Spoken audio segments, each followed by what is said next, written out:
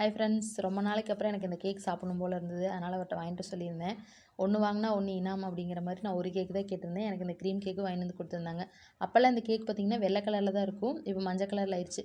அப்புறம் இந்த கேக்கு பாப்பா சாப்பிட்டாமா சூப்பராக இருக்குது. இந்த கேக்கில் பேக்கரியில் இருக்காதானே? இல்லை பாப்பா, இது டீ கடையில் தான் இருக்கும். கண்ணாடி ஜாடியில் வச்சுருப்பாங்க. நாங்களாம் சின்ன பிள்ளையா இருக்கும்போது வாய்க்காலுக்கு போய்ட்டு துணியெல்லாம் துவைச்சிட்டு டீ குடிக்க போகும்போது இந்த கேக் அங்கே தான் நான் வாங்கி சாப்பிட்டேன். டேஸ்ட் ரொம்ப பிடிச்சனால அப்படியே கண்டினியூ பண்ணிடுச்சுன்னு அவளுக்கு ஒரு ஃப்ளாஷ்பேக்கை சொல்லிவிட்டு, அப்புறம் இன்றைக்கி என்ன சாப்பாடுன்னு பார்த்தீங்கன்னா, சாயந்தரம் கொஞ்சம் சிக்கன் எடுத்துகிட்டு வந்திருந்தாங்க. சரி, சிக்கன் கிரேவி செஞ்சு தோசை ஊற்றிக்கலாம் அப்படின்னு பார்த்தோம். அப்புறம் வந்துட்டு சாப்பாடே வச்சிரு அப்படின்னாரு. சரின்ட்டு சாப்பாடே வச்சிடலான்னு ரெடி பண்ணியிருந்தேன். அந்த சிக்கனில் இருக்கிற லெக் பீஸை பார்த்தோன்னே எனக்கு ஒரு சந்தோஷம். லெக் பீஸ் சாப்பிட மாட்டேன், இருந்தாலும் அதை பார்த்தோன்னா கறியில் லெக் பீஸை பார்த்தோன்னா ஒரு சந்தோஷம் எனக்கு.